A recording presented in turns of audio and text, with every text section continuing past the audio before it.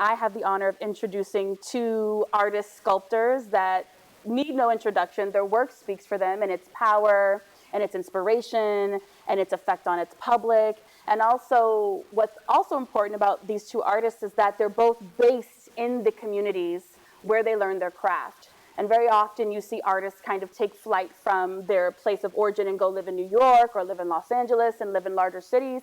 So that way they can have closer access to the art market. But both of these individuals have decided to work from within their communities and actually build infrastructure or mentor to make sure that the tradition and the practice that they are focusing on as artists continues to germinate in the artists that they decide to dedicate their time to. And so Jacob Paa Joe Jr. is with us from Ghana. He works at Paa Joe Coffin Works. He apprenticed under his father, Joseph Paa Joe Sr. And when he was a master artist, he started to exhibit his father's works internationally and also travel all over the world. So between Europe and the United States, he's shown his coffins. I like to call them sculptures because I think that they're just as much sculptures as they are dedicated to their function. Jacob also has another exhibition right now in New York at an art gallery called Super House that's getting great press, so you can see photos of that and learn more about his work. Thaddeus Mosley, who I also have the honor, I've had the honor of talking to Thaddeus before and interviewing him for Art Slant, a former art journal. Thaddeus Mosley, born and raised, worked here in Pittsburgh his whole entire life, has exhibited internationally, has taught nationally across the country, and makes amazing, abstract, weightless sculptures. You're turning 98. 98, and wow. Thaddeus Mosley still continues to create sculptures that are sometimes twice or three times his height. Amazing artwork, amazing insight, and he's also an amazing student of art. If you go to his home, there are albums, there are books. Thad is a consummate scholar, self-studied at his craft, and he continues to give to the community here, and it's my honor to have you both here in conversation with me as well as one another. So my first question for you all is to tell us about your practice as an artist. How do you approach it individually when you go to the studio or it's time to work? What's on your mind? What do you think about? And how do you process what happens next? Yeah, so it's great to be here, first of all. And we thank everyone for coming to join us for tonight's conversation. You know, in Ghana, people are buried in a coffin that represents their career or what they're dated to or the symbol of their family. So when people commission a piece, they can tell you, we lost a member of the family who was a driver, and maybe he was a truck driver, maybe he was an Uber driver. So you see, there are two kinds of vehicles. Mm-hmm. So somebody can give you an image of what you want, or sometimes they can give a replica of what they want. And sometimes they can even tell you, and you only need to do some research about the kind of vehicle.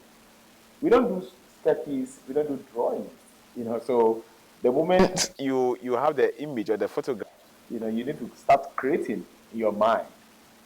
So after creating the piece in mind, you get your wood and you start, you know, constructing it gradually or bit by bit. Yeah, so this is the process we've been having for all this work. Thad, when you get to the studio and you're starting a new piece, what's your practice? Well, actually, you know, I'm always thinking about sculpture, and usually half the night I wake up, I'm thinking about how I'm going to approach this. Now, of course, most of the things I do are just things of my own invention. I've done a few commissions, but not a lot. And the main ones that I've done what I wanted to do, except for across the street at the convention center. I had to do something based on Pittsburgh. Mm-hmm. So I did the Three Rivers Bench, and it was a competition. And I don't make models. I don't do drawings either. But I had to do a model for this because it was maybe uh, 10 or 20 people that submitted for this competition. And so I had to, of course, I'm trying to think of the name of the architect who did the convention center. Very famous guy. He also did Wynton Marsalis's place in Jazz Center in New York. Vanoli was his name. Of course, we had different.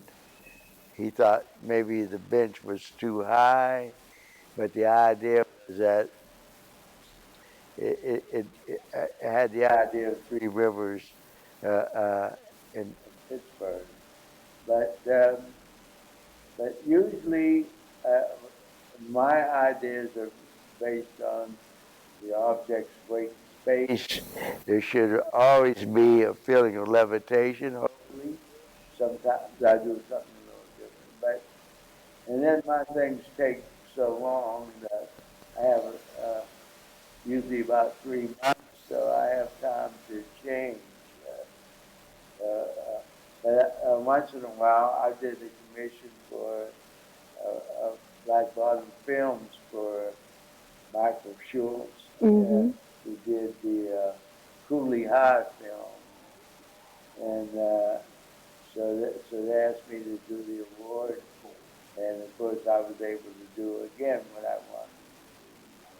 So that's my next question about the difference. Jacob, have you had an opportunity to just do whatever you wanted? Well, of course. And is the process different than when you have a commission? Is your creative process different? It's the same. Yeah, I have made a lot of pieces. You know, I came up with the ideas. You know, you look at what you see in a community. You know, so most of the pieces some are being influenced by what you see in a community around you. You know, so when there's I made a piece in a shape of a sanitizer bottle, and this was influenced by COVID. You know, so things that come from no one commissioned these. You know, I made this piece. I made a piece in the shape of a ketchup bottle, which is now in a show in New York. You know, which I saw how people love ketchup. When you travel, you know, to America, they can eat fries, you know, without ketchup. You know, so yeah, these are a few things. You know, the ideas came about. I've also seen the Walkman that you did. You've done Walkmans, you've done sneakers. We have a sneaker downstairs. So when you do the smaller works, do you do the smaller sculptures, the things that you're interested in? Not really. You know, the idea of the small sculptures. You know, in the early 90s, you know, when visitors comes or yes, visit the studio, they admire the piece, and then it was in a larger form, and they think they have no space to keep this sculpture, and sometimes the price also it's not very expensive. You know, I admire it, but I can't buy. So we got an idea. If that is the case, why don't we do a mini sculpture so that when they come, they can take it along like a souvenir along with them. So that's where the idea came from, and we started making the smaller works. You know, yeah. I am a collector. I have a Fanta bottle. Yeah, of course. And I love it. Yeah. That is your process for when you're doing a commission, like your imaginary process different for the commission than it is for when you're doing whatever you want? Oh yes, it's because whenever I'm doing whatever I want, I've chosen pieces that sort of go together or will accomplish the shapes and the ideas I want. Now, when I'm doing a commission, I'm doing something particularly for one idea. And that means that it's just like a trophy for a movie director. So, and it was just a single thing, and doesn't look like an Academy Award. This was a semi-nude down in Black Walnut, and so something that would reflect about what I felt about film, So no, it's totally. Whenever you do something for someone else, it's got to be pretty much their idea and not my idea. You know. So thinking about material, sculpture is like it's labor intensive. You need to have other kind of like heavy duty tools in order for you to accomplish what you're accomplishing. What do you all look for in the material that you use to do your sculptures? What are some prerequisites? What qualities does the wood have to have for you to achieve what you want to? Is it, we expect to have a solid hard wood. In Ghana, we have two kinds of wood we use. We use sometimes we use the softwood and we use the hardwood. So purposely, we use the softwood for burial because it's easy to uh, be smite or by the termites and other stuff. And we use the hardwood for the exhibition or personal collection. So when I'm making a piece, I have to specifically look at a wood that will last longer when it's going for an international display because it's going to be there for generations. Yes. So these are some of the few things we look at. What do you look for in your material, Dad? Well, I look mainly hardwoods, and most of them from right around here. There's if you go down with southwestern Pennsylvania, even northern Pennsylvania, there's a lot of sawmills, and down toward Fall and Water, and that's where I get most of my wood from sawmills down there, and they're usually walnut or cherry. Sometimes I've gotten elm from New York. I have a friend in Rochester that's a woodworker. But mostly it's always, except for this last piece I made, I had to go upstairs. There's a woodworker, well, I really call him master. I don't call myself a master. I just sort of muddle through till I get something done. But this guy is Japanese. His name is Haramoto. And he came up through the Japanese educational process, which is wrote, and so forth. And when they say 1/64th of an inch, it is 1/64th of an inch. But he is a master woodworker. So I had to get a piece of wood from him, which he has tons of wood, and this happened to have the form that I needed to work with, and it turned out to be apple, and was very old and very dense. But when I do stone, well, I haven't done stone much, but the piece up in the hill of Martin Luther King Library, it's done in limestone. Limestone and marble, both soft stones. And I've carved a little granite, which takes diamond points to carve. But basically I just use hardwoods for myself. So you both decided to maintain your artistic home base in the place that you're from, much like the materials that you use. Why is it so important to work from your point of origin instead of, running off to like a European or a United States city center? What's important about working from home? Well, actually, see, I didn't have an art career as such. I'm originally from Newcastle, Pennsylvania, which is about 50 miles north of here. And in these towns, what we call the WPIL, these athletic towns, in Newcastle, we didn't have any art. We had basketball, football, and track. And I don't know, it's changed. It's changed a little bit. They have a little museum. It came long after I did, but we had art classes in junior high. But I can't remember any art in senior high. And in junior high, art was making broomstick holders or taking paper plates and making napkin holders and that sort of thing. But I was concentrated on being an All-American at that time.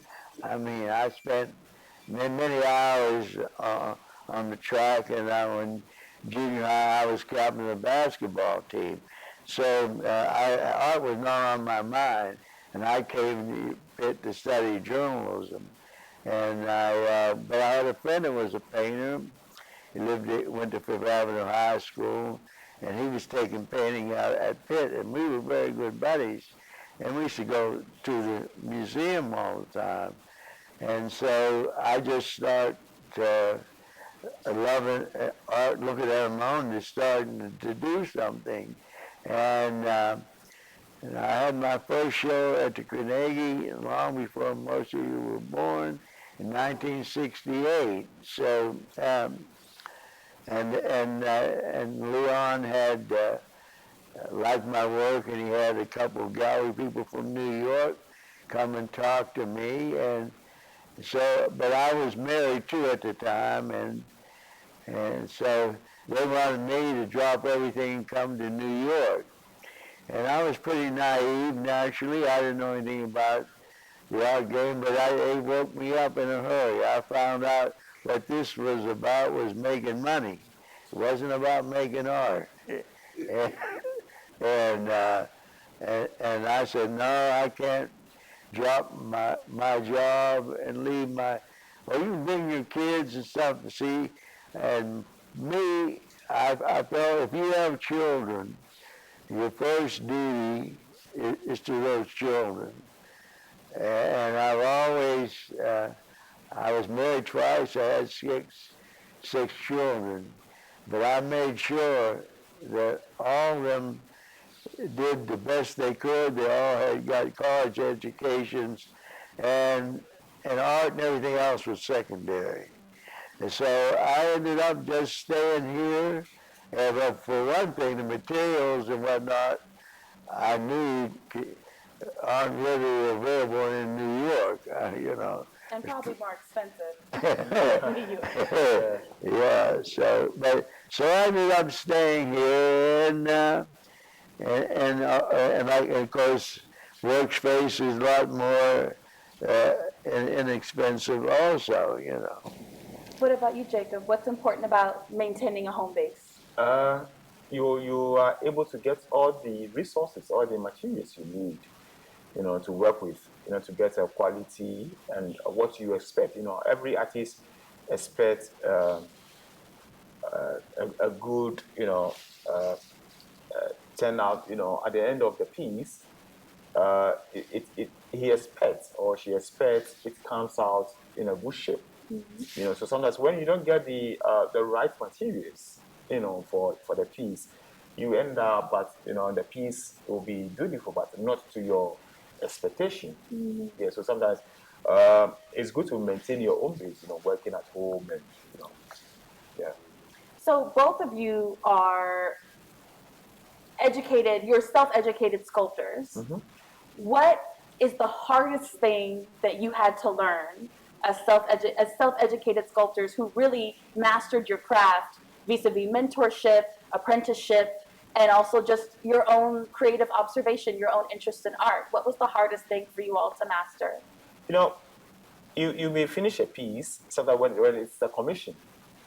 For instance, for burial, you may finish a piece, and sometimes when the clients or the buyer steps in, they try to tell you, you should have, we expect, you know, can you adjust maybe the head this way? Can you adjust the legs this way? And you're already done. And, you know, you've nailed, you know, a lot of nails and glue. You know, so when it comes this way, you need to find a strategic way to readjust, just to suit them or to satisfy them.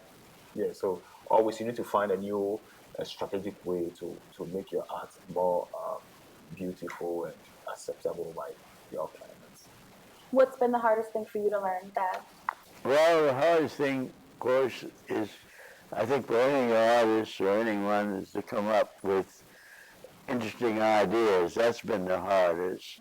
You know, I used to teach down Touchstone. I used to do a lot of art residencies all over the country, from York University in Canada all the way down to Memphis College of Art. And where I taught in the summertime up at Touchstone, there is a lot of teachers, they come to have everyone do the same thing. And I remember there was one Chinese woman teaching Chinese art, and I remember the people were taking out said, if I see that boy cherry blossom, I'm going to faint. Because what they did cherry blossom, cherry blossom, cherry blossom, which might be right in the sense of that culture, because the cherry blossom has to be look like a real cherry blossom. But and same thing in blacksmithing, people had everyone make a certain type of hook. But see, when I taught, I said, well, pick a log. And what do you see in that log? Because I figured that you can make a curve as well as you can make a straight, or you can make an angle. So you don't have to, everyone doesn't have to do the same thing. I'm interested in do you have an idea? And I remember one time I had a friend that was an art teacher, and she married a man that wasn't really interested in art, but so they would have something in common. She had him come down to my studio, and he thought maybe he might like to carve or something, you know. And so I went up to his house after a while, and he was carving. And, you know, and I said, yeah, that looks pretty good. And I said, there's nothing really I can teach you. You got a pretty good stroke and all. So he said, but I don't have any ideas. So I said, well, I can't teach you ideas. so that and the amazing thing also is that, you know, I started out doing, not as an abstract sculptor, I started out doing figures because I was heavily influenced by African tribal figures and so forth. And even like, as you know, Brancusi was, and I tell people now, when you see Brancusi, they will show the African tribal art stuff that he did. They show in space the metals and all that type of stuff. And of course, Brancusi is dead and has nothing to say about it. But I don't know if it's for a certain reason. But the things I was influenced by Brancusi were what was his African tribal arts influence. But I believe that, you know, even like Henry Moore used to say, well, there's not much difference between abstraction and realistic art.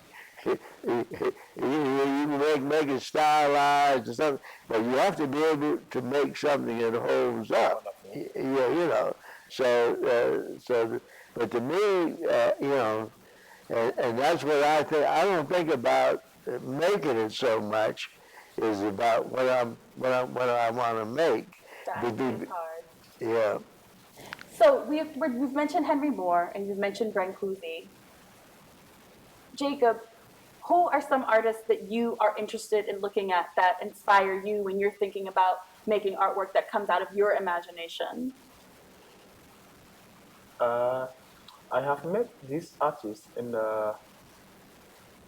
California, Jonas Wood. You know, looking at his work, the imagination that comes from him to create his pieces. You know, it inspires me a lot. I've also looked at this artist also in London, Philip Colbert. And also when you look at his also style of pieces, you know, I visited his studio in London and it was fabulous. until you introduced Thaddeus' work to me, and I did a few uh, research about him, and I saw his sculptures, and they look very fascinating. Looking at he carves from a very big maybe plank of wood. I don't know. Yes, but mine is a pieces of wood, joined together. But he has a very big log, and he only carves. So you could imagine when he is to carve a shape of a car in one piece. He has it one log, but he has it in his mind, and he has to know where the windscreen comes, the doors and the side mirrors and the bumper in one log. It's a log, round log, and he has to make it in a square shape. So you can imagine. Yeah. So these are some few artists who sometimes we look up to. Yes, they inspire us. Yeah. Aside from Brancusi and Henry Moore, who else are people that inspire you to create, that give you ideas when you look at their work? Well, there are so many people that I like. There's a lot of architects that I like, the way they use space and so forth, but also Noguchi I liked a great deal, and because I met him a couple of times, particularly those of you who are interested in dance might know the Martha Graham dance company, who lasted many. She danced for a long, long time, and she was born on North Side, what they called, in the old days, before 1900, when you crossed the river, you were out of Pittsburgh. You were in Allegheny Center. And that's where Mary Cassatt and Martha Graham grew up. They grew up, and I would live now where they call Allegheny City and not Pittsburgh. And Pittsburgh, western Pennsylvania is a strange place. In this county, there are 137 towns, separate separate municipalities. Now, can you imagine 137 towns? But everyone says, well, I live in Pittsburgh. But you should go to Wilkinsburg, Millville, all these people have their own government. Yeah, and people don't think about that. But yeah.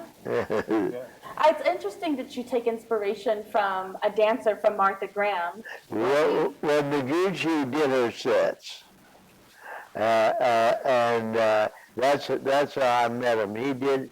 I had a friend who was a photographer, and she was doing the Appalachian Spring. She graduated from Chatham College when it was Western Pennsylvania College for Women, and she wanted to do something at her alma mater. And so my buddy said, well, you meet Noguchi because you can help me with my photography. I used to be, I worked at the Courier, I was a photographer, and I had my own darkroom. I was a darkroom technician and large film on 2 enlargers and all that stuff. That was in my young life when I was like this young. So I had a friend I used to help, and so he introduced me to Martha Graham and Noguchi way back then. What about the form of her dance is in your artwork? No, it's not her. It's the sets of Noguchi. Okay. So what of the aesthetic of Noguchi's interpretation of her form do you kind of take from there? Well, it's not. The thing is, there used to be a dancer here named Bob Johnson, and I was supposed to do things, sculptures for that his dancers could dance through, and that was the same thing. The thing was about the use of space, creating the space for dancers, and all sculpture to me is about creating some sort of space, and you can see like in his work, you can see not just because of the coffins, but the shapes and the forms. And then you got to figure inside these forms, there got to be shapes that someone can lay down in. You know, and which is, I think I have a book called African Art New, and they have some of the car sculptures and whatnot, and of course it is sort of fascinating that people because people always think about in basic religions about flying to heaven, and you have a car you're going, or you have a plane you're going, you know. But it's the idea of space with Noguchi. So for you, there's the performative aspect that for the coffins as well, because they have to be processed. Of course. Could you tell us about the relationship between dance and community performance, along with the sculptures that you and your father make at the workshop? You know, so during the funeral, we have a very big moment where on the way to the cemetery, the coffin is not being carried by the hearse, but it's being carried by pallbearers. Mm-hmm. We have the mourners, you know, sometimes we have the drummers, and there's going to be a procession, a full procession, like over 45 minutes procession from the family house to the cemetery, and they keep walking on the streets, and not a straight, not on a straight street like the Liberty Avenue. No, sometimes they have to go through the 10th Street, they have to go through the 9th Street, the Smithworth Street. You know, all these streets. What is the meaning? You know, the reason behind this procession and the performance and the dancing is for the dead to say goodbye to all the family houses in the community. You know, and sometimes where these dead used to buy stuff, and you know, where maybe the dead has also worked. You know, so by the reason of passing there, there's a spiritual belief that as you know the procession passes through that street, you know, they say a goodbye, and we don't expect you to come back again. You know, we expect you to go and rest well. Yeah. So when it comes to sculpture, it's so unique as an art form because it has an immediate, intimate relationship with the body of whoever's seeing it. Mm-hmm. You walk into a room and it's there, it's with you. You have to relate to it physically. Of course. What's been the most impactful response from someone that you've seen to your artwork? You know, when both the local and the international, I think people have appreciated our work. You know, the difference, you know, is that in Ghana, people, they bury these coffins in the ground. You know, so people don't see it again. You know, like people admire. I have heard a lot of people at funeral ceremonies and say, "Wow, look at that coffin! It's good. Look at the beautiful coffin. Wow, the coffin looks good." You know, they appreciate the piece. And some people even ask for recommendations. Where did you put the coffin? You know, we bought it from Paa Joe. Wow. So you know, if there's a funeral, you know, they know where to find Paa Joe to get the piece. Also, on the international hand, I have also been in an exhibition whereby people admire and people love the coffins and they appreciate. You know, and they want to have. There's this art collector in the UK, Kenny Shatter. He bought a piece in the shape of a Porsche, and yes, and the Porsche was in his bedroom. The coffin was in his bedroom. Yeah, yeah. So that's his bed, and that's the coffin also. Mm-hmm. Yeah, he recently sold it to Sotheby, you know, during an auction, but it was purchased in 2011. Yeah, so you can imagine how people appreciate the pieces. Before the impact of the tradition that your family built with the fantasy coffins, the closest thing I can remember in American culture to that is that there used to be beds for young people that were shaped like cars, trucks, spaceships, and they were very, very popular at one time. So it's ironic to me, and I think that it was also something that was popular in England as well. So it's funny that you would say that there's this art collector who now has a bed, right? That's a coffin, but doubles as like a porch itself. What about you, Thad? What's been the most impactful response out of your 97 years that you've had to your artwork? Well, it all depends. I've gotten good and bad, but most of it has been very favorable. But I guess the one thing that I always think about was that I live right on the street, so I have the steps, and I never sit outside, except unless it's really cool. But so I think my house is what, and my stuff and my collection and stuff. So this little kid, I guess he was about 10 or 12. I guess he was a latchkey kid, and I was sitting out. He said, "Mister, do you have a phone?" I said, "Oh yeah, I have a phone." He says, "Well, I lost my key, and I have to call my mother. She's at work, so I can get into the house." And I said, "Well, the phone is at the right end of the hall." So he walks in, he's looking at the painting, he's looking at the sculpture, his eyes get big, and he turned around, he says, "What kind of a house is this?" He says, "I don't have to use the phone," and he ran out.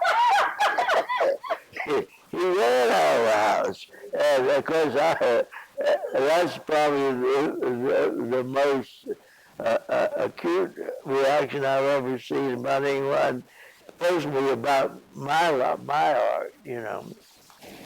So what's a new skill that both of you are working on as artists? Because as artists, you have to be learners and excellent observers. So what's a skill, like a new skill or a skill that you hope to soon kind of perfect or take on to challenge yourself?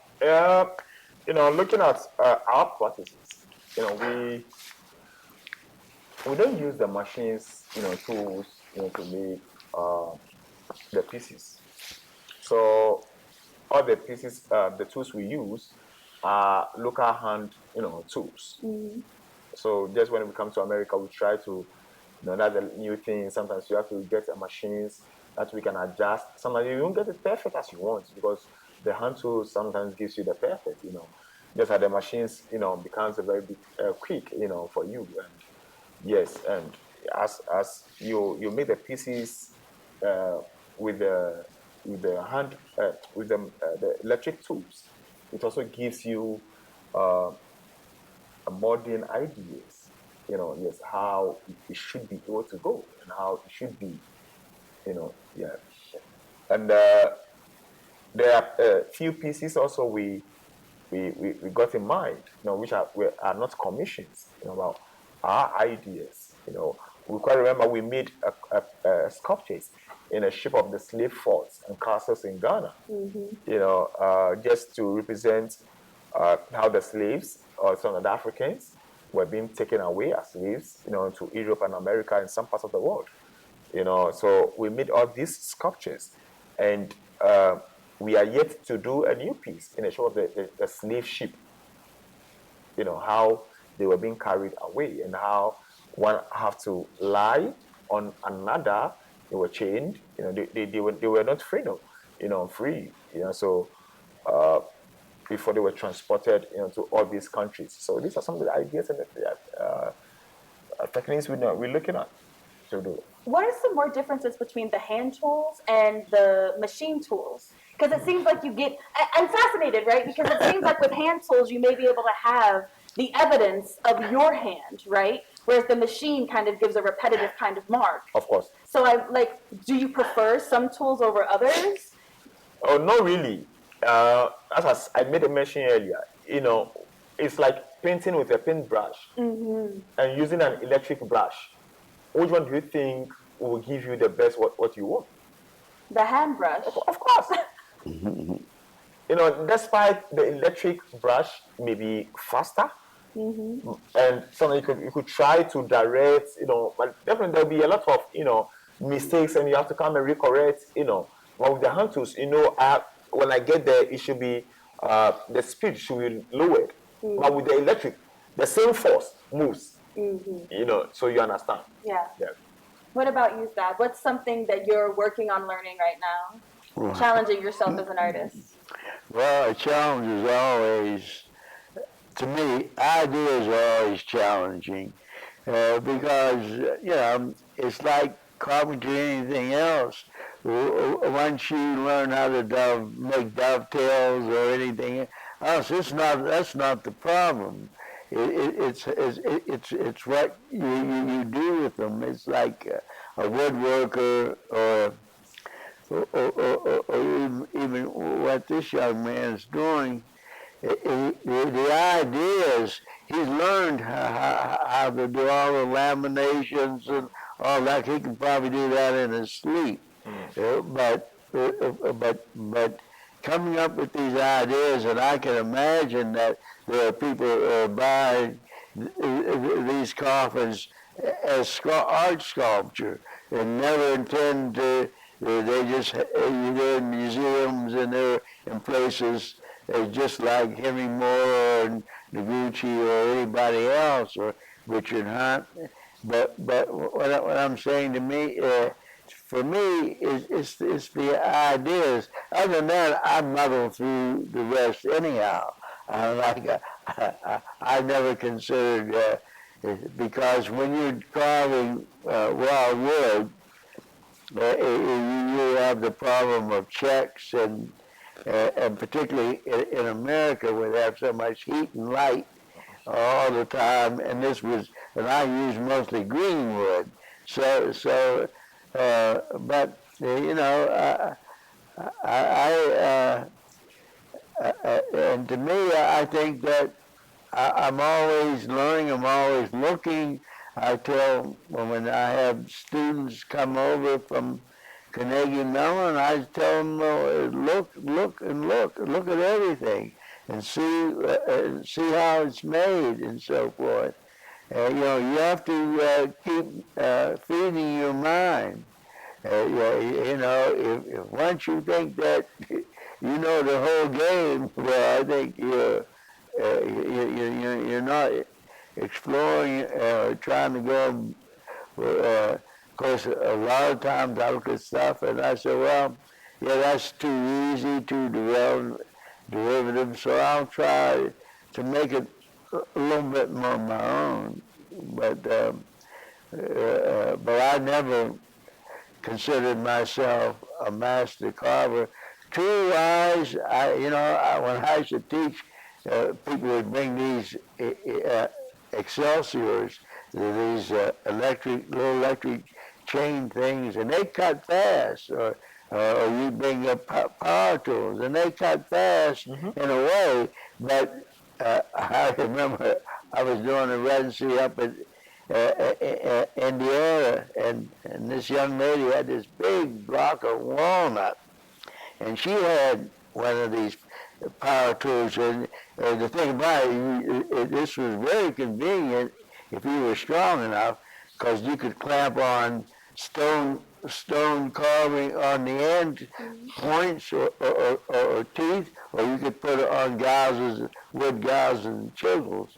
So she had this big piece of walnut, and she had it curved up like that. And she started down with this chisel.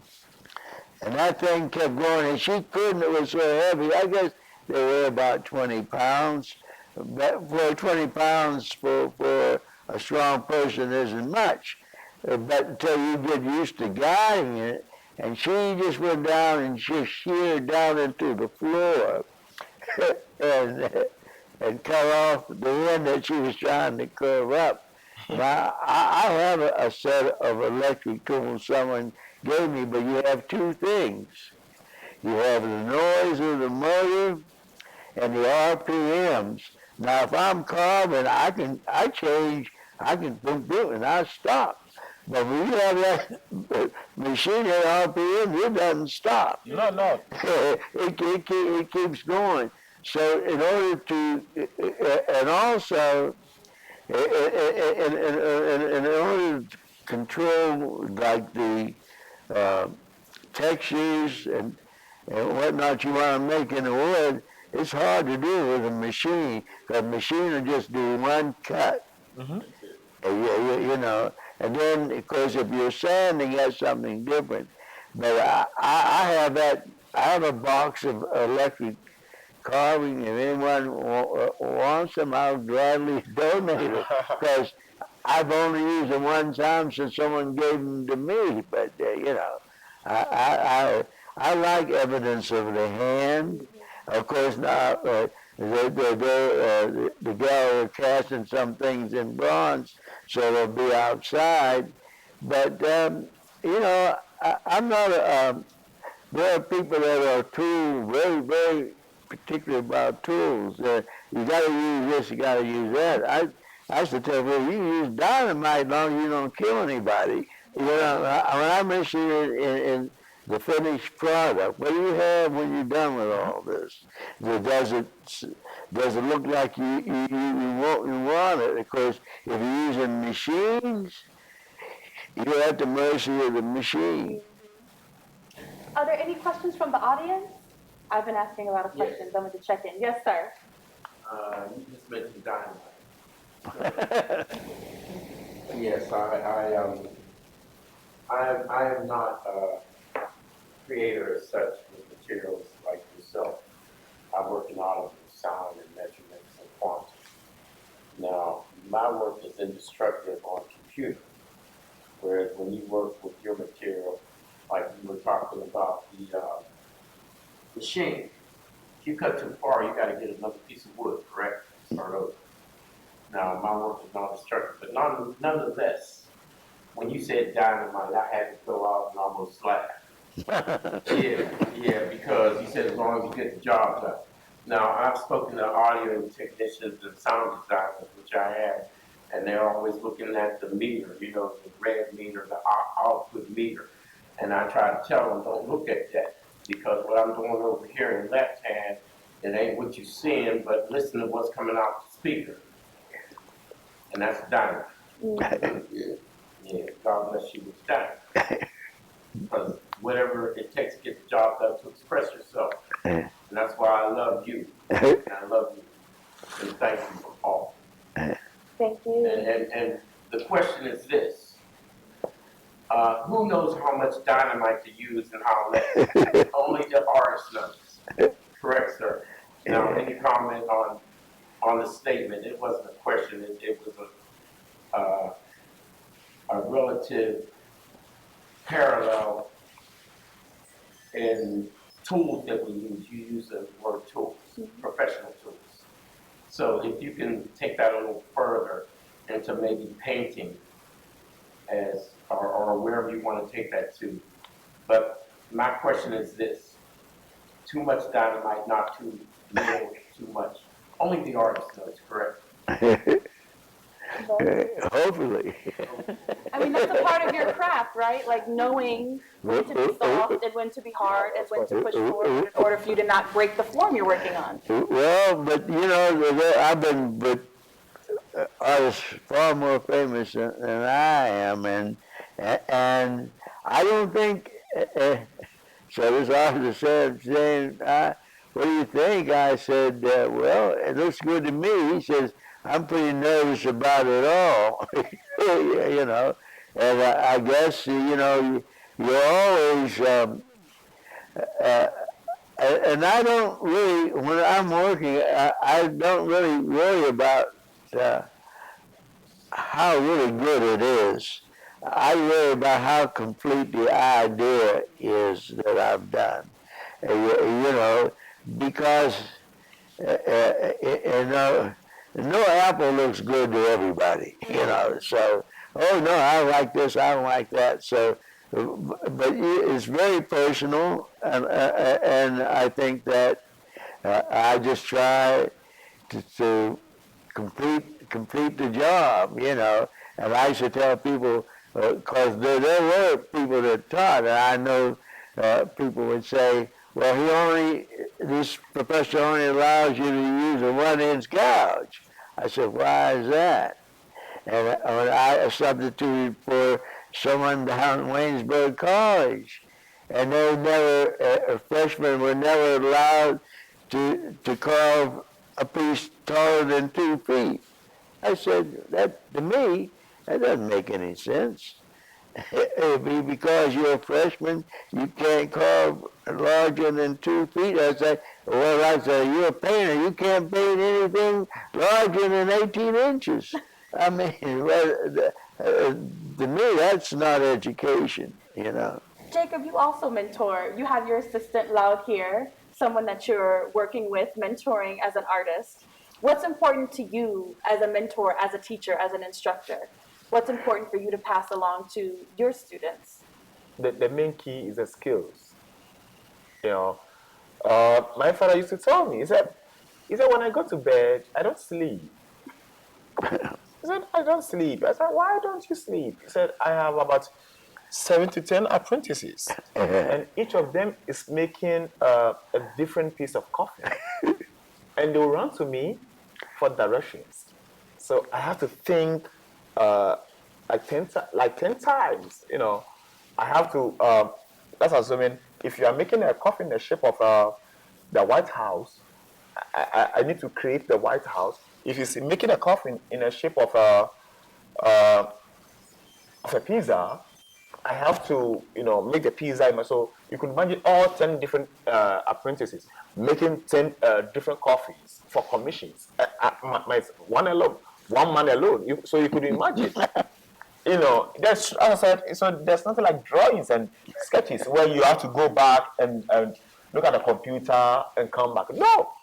So when you fail one, you come to the workshop, you know, then everything fails. Mm-hmm. You know, so before, you see, when you are mentoring someone, you need to give the best skills. The person must be able to adopt the best skills from you. Yeah, so after making a piece at the Radiant Hall, I look at the piece and say, no, this piece looks like my father's hand piece. You know, exactly as if he was to be here with me, he would have created the same thing. Mm-hmm. So it means he has passed on the skills to me. You know, I was able to learn the skills from him. You know, so the skills is very and the most important. You must learn all the techniques, all the details. Mm-hmm. You know, my father loves to put every detail on the piece of coffee. Sometimes, so even when we are working together and I tell him, let's leave this here, he said, no way. This is my piece. When they go and people, the buyer is not satisfied or doesn't get appreciated with the piece, you know, they will ask, who made the piece? And they'll say, Paa Joe, not you. So people will be pointing fingers at him, not me. So he has to ensure he puts all the details. Mm-hmm. Yeah, so details, techniques, and the skills are very important. When you're mentoring, when you're teaching, you know, and you want to pass on, you must release all these key parts. And my last question is, how do you know when you are done? Is it hard for you to know when you've completed a piece? Of course. For you, it's time, right? It's aesthetic, it's you being satisfied, but it's also the time. So you have to divide by the two. Of course. And sometimes, you know, as I said, if you are able to put all the details, mm-hmm. that is when you know you are done with the piece. There's nothing more you can do.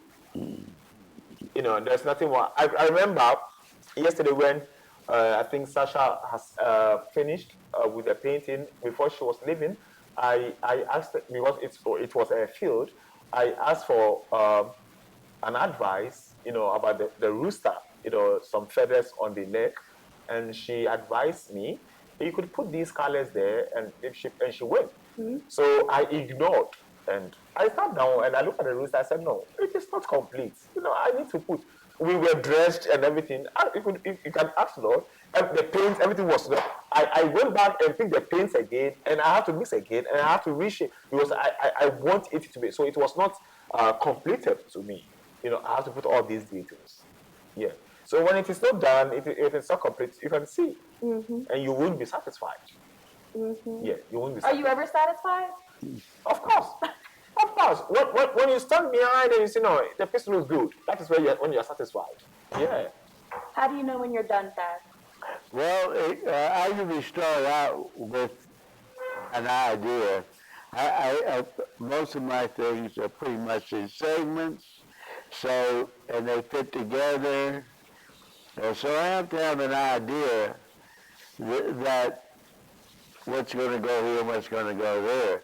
So when they all fit and they all stand up and they're all balanced, I'm done, for pretty much, I'm not one of those person that tell people, let me bring that back to my house because there's something else I want to do to it, but there are people, to think about the French painter Bernard. They say he used to sneak in the Louvre with paintbrushes and stuff and wanted to paint the pictures over in the museum. And the guard, they should tell the guards, look out for that guy with that trench coat. And of course, I think on anything, I always say, well, yeah, it could be done better, but I can't do it, and it doesn't look it's as good as some of the others. So once the idea is out and it stands up, I'm pretty happy about it's done. I won't say how good or bad it is. That's not the my idea is to complete the piece as well as I can, and I think that if you have talent and so forth, you don't have to worry about how good the piece is, And I always remember the great Joe Harris, drummer, used to say, people used to say, how I sound. So Joe said, if you're a musician, you know how you sound. So if you're an artist, to me, you don't have to worry about it. It's whether it's good or bad. It's another sculpture. And some are good, some are better in sight, some ideas are better. But the main thing is, if you are an artist, you don't have one really good painting and one really bad painting and two good ones and four bad ones. Well, that means you're just learning how to paint, which is nothing wrong with that, Well, that concludes. Oh, it's a question. Yes, please. The coffins, how are they meant to be carried? Are they carried on the shoulder? Oh. Because here we have the 6 handles. Okay. How are they carried? So sometimes they carry on the shoulder. Not if they should carry on the shoulder, that means it's on a short distance. But when it's for a procession, a long distance, they put it on their head.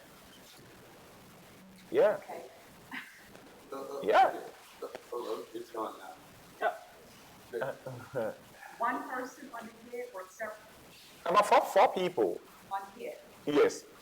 Because it has a stand, so 4 people, 2 on the front and 2 behind. Yeah, so there's an exchange, We have a spare. When people get tired, they replace them, they keep going, and everyone wants to carry the coffin. because they want to give, they think they want to give their last respect. And these are not professional pallbearers. These are friends, these are family members, these are people from the community. And everyone wants to take part, yeah. Okay, because you talked about how long a procession could be. Sure. That's, okay, you answered that. Thank you. Sure. Yes, Charlotte. I'm curious about, did you say that the coffins are buried? Of course, they are buried in the ground. Okay, I was. Oh, yeah? Yeah. Well, now, how deep do you have to go? It depends on the height or the dimension of the piece. So they dig the ground. If it has to go in like 6 feet, they do. If it has to go in like 8 feet, they do. Wow. Yeah. Okay, so over here, that kind of, the coffins are protected by putting them in a concrete vault in the hole. So you don't use the vault, you just put it back into the dirt. No, we put the into when there's, so at the graveyard, they dig, and when they some people sometimes put blocks, and they put the coffin inside and they seal with their concrete slab. Others also don't. As soon as they put into the grave, they only cover it with sand, and that's it. Yeah. Doesn't last very long though. Yeah. Well, you said you use softwood, so that way it's easy for it to return. No. Yes. So probably within a month, some few weeks, it gets rotted. Mm-hmm. Yeah. It deposits. Yeah. Yes, sir. I have a kind of a crazy question. My daughters, they said, Dad, when you die, how do you want to be buried? Well, I don't know. What? And they said, well, we'd like to have you cremated. I have 2 daughters, so we can share it. And I'm like, okay, cool. So who's getting the top half and who's getting the bottom half?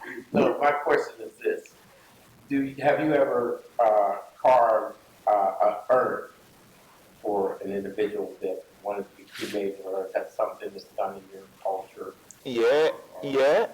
Many people also use the mini sculptures as urns. Yes, we've heard, internationally, people tell us they've put ashes into the mini sculptures. So it serves as many purposes. The mini sculptures, it serves as many purposes. In mine, the Fanta bottle, it opens in the body, and there's a little opening there. Yeah. The signature. Sure. Dad, have you ever had anybody ask you to carve an urn for them? No. No, I had people ask me to carve figures of them, and I told them I'm not adept at that. There's a young man from Mali that's in Pittsburgh now. Uber is very good carver of figures. He does wrestlers. He married a woman that's in the Peace Corps, and so, but he has like a compound in Mali where he has maybe 10 or 12 people working for him. But years ago, at St. Benedict de Moor, they wanted me to carve a new Jesus, because St. Benedict de Moor is the Moor, and they wanted a something that looked like a black Jesus. So they asked me to do it. I said, no, but I know a man that can do it. So, but I haven't, it's up there now in the church. I haven't seen it, but I told him, don't let him lower the price because he was from Maui. You know, and so it's there on Center Avenue now.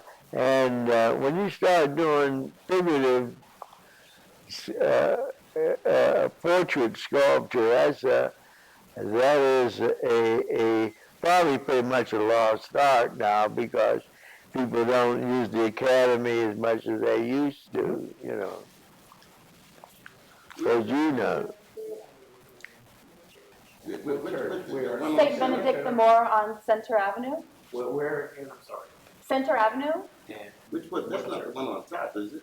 Yeah, is it the Jesus on top like this? Oh no, it's what's inside. It's The inside. one that was outside used to be white and it came to black, is that right? Yeah. No, they had a guy come here from Indiana. Where's that guy from? You remember when that guy came and we did that? Yeah, because they had him when they first installed it. They had him facing the hill. They had Okay. to go back up there and turn him around. Yeah, they had someone, I did have someone to repair. He did something. I forget his name. His name is, John was trying to come to me that But he was from Indiana or someplace. Yeah. So the sculpture, the one you're speaking of is inside. It's inside. That, I don't know if that's Bo Hill's piece. Who? It's Father Taylor. Did Father Taylor commission him to do that? No, this guy from Mali did it. Yeah. Are there any other questions from the audience before we hit conversation mode? okay, may I ask who commissioned the gentleman from Maui, if you know? Who? Who commissioned the sculptor from Mali? Oh, well, he was a friend of Hugh Watkins, a friend of mine that has a place over on South Side, and the guy's name is Abebui from Mali. I have a couple of his pieces myself. Is he still in Pennsylvania? Well, he's back and forth from Mali to Pittsburgh because his wife's a Pittsburgher. But he's back and forth. He has a